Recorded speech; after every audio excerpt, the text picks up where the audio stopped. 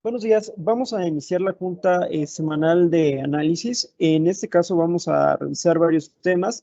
Recuerden que si hay alguna pregunta, ya sea respecto a cada uno de los puntos que vamos a estar desarrollando a lo largo de la junta, o si también tienen alguna inquietud respecto a los giros económicos que están realizando, la parte de perspectivas o también algunos elementos que podrían fungir como catalizadores positivos o negativos para los portafolios o actividades que se encuentran desarrollando, pueden hacerlas llegar. La recomendación es que se realicen dichas preguntas al inicio de la junta o de forma intermedia, debido al que el retraso que existe, digamos, en cuestión de minutos entre el desarrollo de la junta y también el contenido que se encuentra presentando en tiempo real.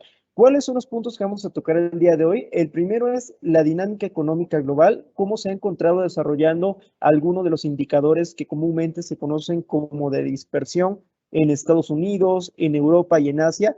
Esto en el entendido de que son puntos de referencia para el nivel general, digamos, en el mundo, que estaría representando tanto la parte de la demanda como también los flujos comerciales. El segundo punto van a ser los commodities, cómo se encuentran evolucionando, entendiendo esto que también son puntos de referencia para la inflación y el nivel general de precios del productor. Tercer punto, primas de riesgo país. Si esto al final de cuentas, entendiendo que en la parte del dinero barato y también que el fondeo se va a encarecer, podría representar algún tema en el cambio de tendencia en la percepción de los inversionistas respecto a la actividad económica, el nivel del valor accionario global. También vamos a tocar un poquito de eso, análisis de tipo de cambio, y creo que otro punto relevante que ha estado sonando bastante, ya sea en medios, ya sea entre los inversionistas, este, entre perspectivas generales de mercado, pues son los flujos de deuda extranjeros. ¿Con qué está iniciando la semana? Antes que nada, comentarles que el día de hoy estamos viendo ahí una presión importante sobre el tipo de cambio. Estamos viendo una depreciación que va entre un 0.8% y 1.3%. Y la razón de esto es que durante los últimos 2 días hemos estado viendo datos de inflación arriba de los pronósticos o en línea con lo esperado por el mercado, pero en niveles significativamente altos. Y esto está contribuyendo a que en general se estén consolidando perspectivas de que los bancos centrales van a tener que actuar una política monetaria restrictiva. ¿Qué quiere decir esto? Que en próximos meses van a empezar a recortar de forma más agresiva los estímulos monetarios, van a acelerar en el caso probablemente de Estados Unidos y la Reserva Federal el tapering. Y segundo elemento, pues que el día de hoy se dio a conocer que por lo menos el Banco Central de Turquía y también de Sudáfrica, en el primero decidió bajar la tasa de interés y en el segundo no cumplió con las perspectivas de incrementos en tasa de interés. Entonces, eso en general ha generado un choque de manera temporal o coyuntural de carácter especulativo en monedas emergentes, que ha dado lugar también a una depreciación de monedas de Latinoamérica, monedas de Europa y de Asia, particularmente emergentes. Pero recordando que muchas veces estos movimientos tardan entre 1 o 2 días en empezarse a disipar, entendiendo que son más de carácter temporal y no estructural. Como lo platicamos, la inflación en el caso de Canadá, en el caso de Reino Unido y la zona euro se mantiene con aumentos, y que esto también está dando lugar que por lo menos en Canadá las perspectivas se encuentren orilladas a que va a ser de los primeros países desarrollados en incrementar tasa de interés. ¿Cuándo se está planteando que lo haga? Muy probablemente Canadá lo estaría haciendo en la primera mitad de 2022, o sea, en los primeros meses. El tercer punto es un paquete de infraestructura en Estados Unidos. Ya fue una aprobación bipartidista. Esto quiere decir aprobado tanto por los republicanos como por los demócratas, y está dando lugar a que las perspectivas de crecimiento de 2022 se afiancen, y con ello que efectivamente queden anclado en la expansión económica. ¿Hacia dónde se van a dirigir estos recursos? Mucho de esto es para la actualización de carreteras, también para los servicios de electricidad, de energía, y que al final va a ser un despliegue de recursos en 5 años. ¿Cómo estaríamos beneficiando esto? Pues que en el caso nacional estaríamos considerando que la recuperación económica sigue siendo el planteamiento base. No debemos de ver un cambio de tendencia, y que efectivamente pues nuestra visión es que los sectores industriales, los sectores de materiales, la parte de químicos y algunos otros ligados hacia el sector servicios, ya más con un beneficio de segundo nivel, pues estarían estando en aumento. Finalmente, perspectivas de crecimiento económico creo que siguen siendo positivas. Estamos viendo en Estados Unidos, por lo menos los datos de empleo, también la actividad económica, siguen bajo un rumbo positivo. Ya entrando en este punto de market PMI manufacturero, nada más para recordarles, todos los indicadores de 50 puntos que se encuentran arriba de esto está marcando una señal de expansión y que por lo tanto la dispersión o la coyuntura del sector pues sigue siendo positiva. En el caso de Estados Unidos, estamos viendo que la manufactura son de los niveles que se encuentran, pues sí, dentro de los más altos en comparación a otras regiones. Por ejemplo, en la zona euro también se mantiene cerca de los 57 puntos, en el caso de Reino Unido al igual, Alemania. Entonces, esto también nos está dando señales de que para el cierre de 2021, pues tiene que ser de forma robusta y tiene que ser positivo. O sea, estamos viendo que en términos económicos vamos a tener un cierre fuerte. En la parte de servicios, quienes han mostrado el mayor dinamismo, pues ha sido el caso de Estados Unidos, también seguido de Reino Unido, y pues ya más con un cierto grado de estabilidad en España, en Alemania y en la zona euro y finalmente China. En la parte del integrado estamos viendo que por lo menos la visión general o lo que el planteamiento se está teniendo es que estamos en este proceso de expansión. Tal vez China mantiene cierta debilidad, pero en general esto no debería de representar cambios generales para los inversionistas en cuanto a preocupaciones de riesgo. Vamos a estar viendo naturalmente hacia 2022 tasas de crecimiento a niveles un poco más bajos, pero no debería de representar un tema de riesgos. Entrando en este punto, creo que hay dos comentarios o dos planteamientos en donde la inflación se explica por dos fenómenos. El primer fenómeno es una inflación por tema o impulso de costos y el otro es un planteamiento monetario que dice que todo este despliegue de recursos inyectados por los bancos centrales, en el caso de Japón, en el caso de Estados Unidos, en el caso también de la zona euro, pues estaría conllevando a una ampliación de la base monetaria y que con ello la parte de la inflación por temas estructurales estaría permaneciendo. Nosotros el planteamiento que estamos dando es, sí existe esta parte de la parte de empuje de costos, pero también existe este planteamiento por temas monetarios. Entonces, entendiendo que por lo menos los commodities han tenido un aumento en lo que va del año de más de 50% y se han estabilizado bajo estas condiciones. Y segundo elemento, que hacia 2022 el tema de la pandemia va a seguir todavía vigente y que las restricciones en total en términos de producción y de oferta pues van a seguir con ciertos rezagos, estarían dando lugar a que por lo menos la primera mitad de 2022 la inflación por temas monetarios y por empuje de costos pues también continúe. ¿Qué ha pasado con las primas de riesgo? Algo que sí es muy importante, hemos visto un incremento en el caso de Brasil, en el caso de Turquía, en el caso de Colombia, en el caso de México sí, pero ha mostrado una mayor estabilidad. ¿Por qué? Porque al final de cuentas el balance general de riesgos, con ello estamos hablando de la parte del nivel de la deuda, también las remesas, los flujos financieros originados por este rubro, la balanza comercial, pues están dando que de cierta forma haya cierta estabilidad también hacia el corto y mediano plazo, entendiendo que mucho de la dinámica que procede de Estados Unidos por flujos comerciales, por exportaciones o importaciones, pues estaría permaneciendo. Entonces, la prima de riesgo se ha mantenido con mayor estabilidad en comparación a otras regiones que mantienen, digamos, flujos comerciales o un balance macroeconómico más debilitado.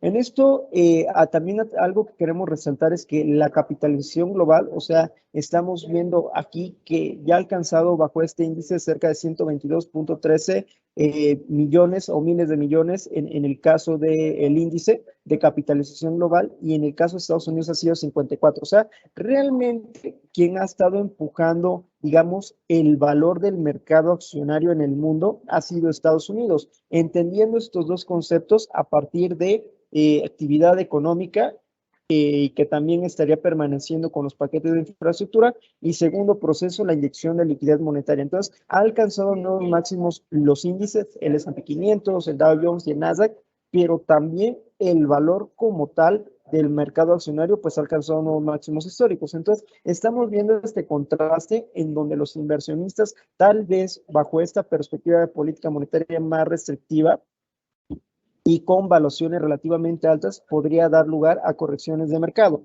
Lo que nosotros estamos planteando es en la reunión de diciembre, si los próximos datos de inflación se confirman con esta tendencia al alza, no descartamos que haya nuevamente una reevaluación en la compra de bonos, o sea que se lleva a cabo un tapering más acelerado y con ello genere una corrección en los mercados o una toma de utilidades. Entonces, esto podría presentarse en los próximos meses, pero también entendemos que podría ser un punto de partida de ingreso una vez que la volatilidad empieza a disminuir. ¿Por qué? Porque al final de cuentas la percepción de esta recuperación económica sigue siendo el eje central en tanto las proyecciones, en los inversionistas y los mercados, y que efectivamente el despliegue del paquete de infraestructura pues estaría terminando de anclar el crecimiento de mediano y de largo plazo. De momento, lo que les platicamos, las curvas soberanas siguen sufriendo esta recuperación económica, pero los bancos centrales ya tendrían que estar actuando para contener la inflación. Es cierto que mucho de esto se está originando por temas de cuello de botella, pero también consideramos que hay algunos factores estructurales como cambios en los sueldos y salarios, como cambios en las bases monetarias que estarían dando lugar a cierta permanencia de la inflación y también abriendo la posibilidad a que haya una inflación de segundo orden. Esta inflación de segundo orden se considera más cuando la visión de largo plazo, o sea, de 2022, 2023, se empieza a ajustar la inflación y también se empieza a traspasar a contratos, se empieza a traspasar a temas de fijación de precios, a temas de productos finales, y con eso se empieza a desanclar la perspectiva de largo plazo.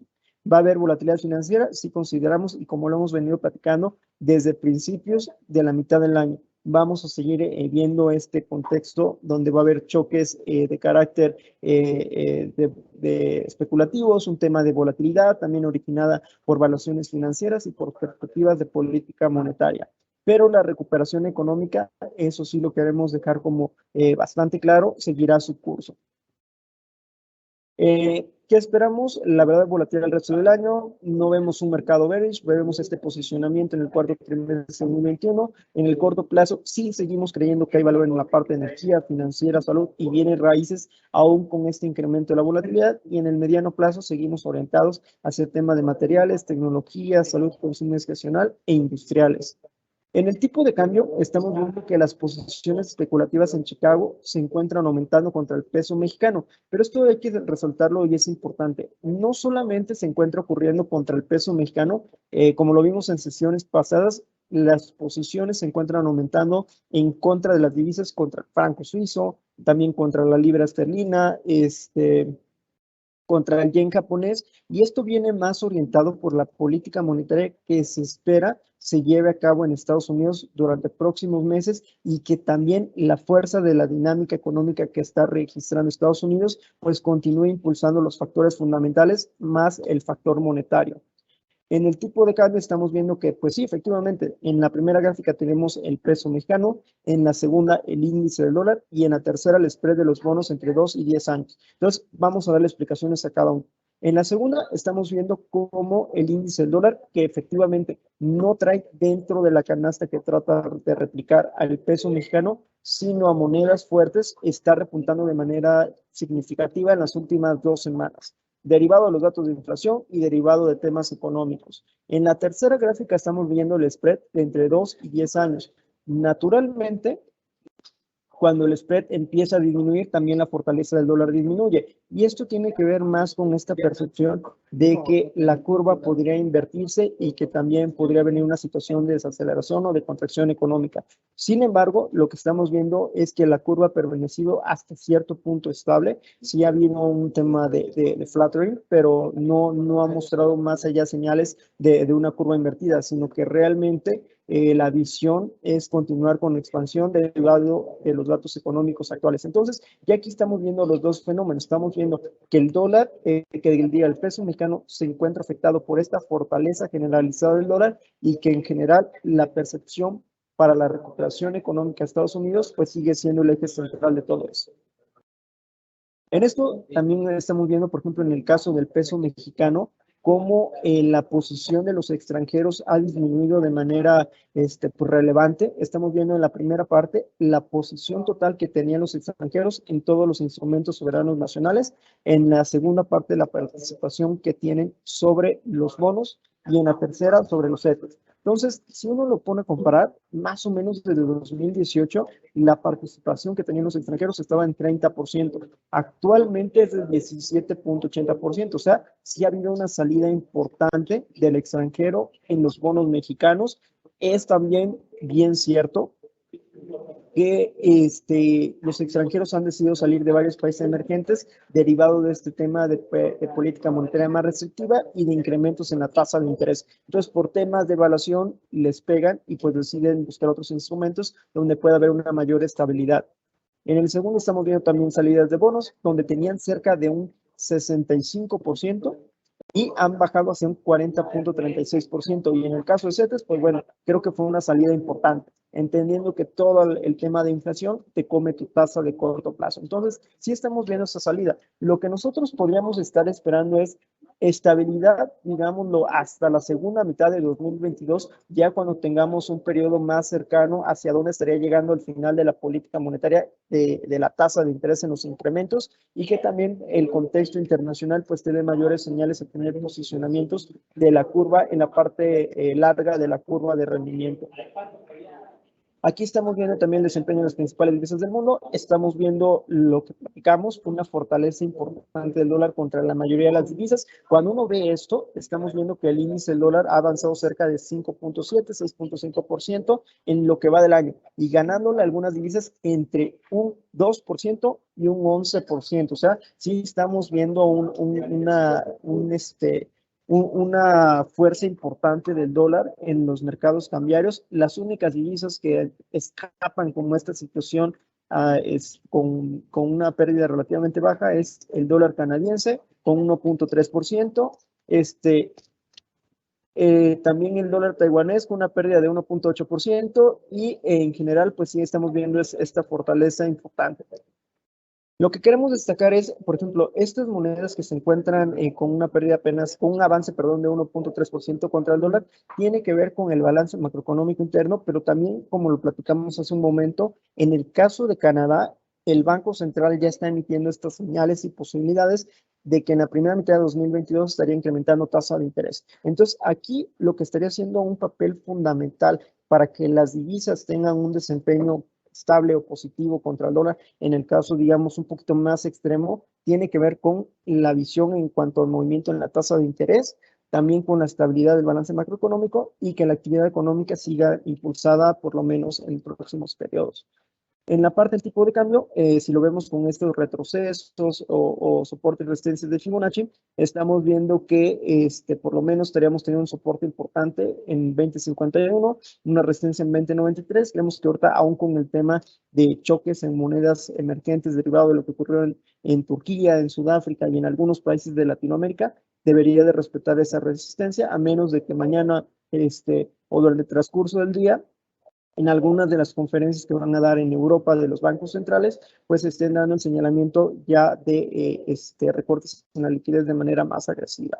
Entonces, creo que mantenemos aquí el estimado 20.53, que es más que nada en promedio donde está ubicado en el cuarto trimestre, entre 20.53 y 20.60. En la encuesta Citibanamex ingresamos con 20.60, que es el promedio ahí en donde lo hemos estado ubicando. Y un punto muy importante es que si en los próximos trimestres sí vemos este fortalecimiento del dólar en la parte de mercados cambiarios, a menos de que en la reunión de diciembre Banco de México decida ser un poco más agresivo en la política monetaria para tratar de frenar esta posibilidad de inflación de segundo orden y anclar finalmente perspectivas. Bueno, vamos con las preguntas. La primera es, ¿qué perspectiva tienen con el posible sustituto de Jerome Powell? ¿Esperarían el aumento de tasas por parte de la Fed en el primer trimestre de 2022? Miren, creo que aquí se está discutiendo de manera oportuna el sustituto de Powell. Algunos elementos que podrían estar dando un sustento a que pueda ocurrir, creo que fue el comunicado que mandó la Casa Blanca tras el dato de inflación. Sugirieron que al ver esta situación donde está afectando también ya los bolsillos de los estadounidenses, y segundo punto, que también la recuperación del empleo está siendo bastante fuerte, pues sí tendrían que dar algunas medidas. Ellos, por su parte, estarían revisando como temas de producción, temas de organización, para tratar de aliviar los cuellos de botella. Entonces, creo que hay una preocupación de que el Banco Central no haya decidido actuar todavía de manera importante o de manera relevante para tratar de contener los efectos inflacionarios y finalmente aclarar las perspectivas. Lo que podríamos ver es, tal vez en el primer trimestre de 2022 no haya un incremento en la tasa de interés. Nosotros vemos la posibilidad de que esté entre el segundo y tercer trimestre de 2022, entendiendo que los primeros datos de inflación y que también de empleo se mantengan por lo menos en niveles robustos, ya estarían dando lugar a una consideración, creo, importante en un incremento de tasas de interés entre 2022 y 2023. Por eso es la misma razón que planteamos que la volatilidad, tanto en divisas como también en el tema de acciones o portafolios en tasas, estaría permaneciendo durante próximos meses. Entonces, sí vemos esta posibilidad de que haya tasa de interés, no en el primer trimestre de 2022, pero sí hacia los siguientes, entre el segundo y tercero. En el cuarto, definitivamente tendríamos que ya estar con el incremento en tasa de interés. En cuanto al sustituto de Jerome Powell, creo que ahorita lo que es las mayores probabilidades siguen a que continúe él. Digo, se está discutiendo de que sí sea, por ejemplo, Brainard o también se maneja una política monetaria menos flexible para tratar de contener la inflación. Sin embargo, creo que las mayores probabilidades siguen estando con ellos. La otra pregunta es, ¿consideran que Banco de México podría aumentar 50 puntos base para el cierre de 2021? Miren, la verdad es que nosotros mantenemos ese escenario base. Estamos desde hace 2 meses, mes y medio, digámoslo así, nuestro escenario base con cierre para tasa de interés en 5.5%, entendiendo de que va a ser la última decisión también de León como gobernador, también que los datos de inflación podrían seguir sorprendiendo al alza y que la mayoría de los bancos, incluidos nosotros, estamos revisando los pronósticos con aumentos, por lo menos hacia 2022 y bueno, efectivamente el primer trimestre de 2022. Entonces, sí mantenemos como esta posibilidad de que en la última reunión de diciembre haya un incremento de 50 puntos base. Entonces, creo que si no hay más preguntas, agradecemos realmente su participación, también cada una de las inquietudes que se encuentran presentando y no duden en contactarnos si tienen algún otro requerimiento particular. Sin más, que tengan un excelente día. Muchísimas gracias por su asistencia. Hasta luego.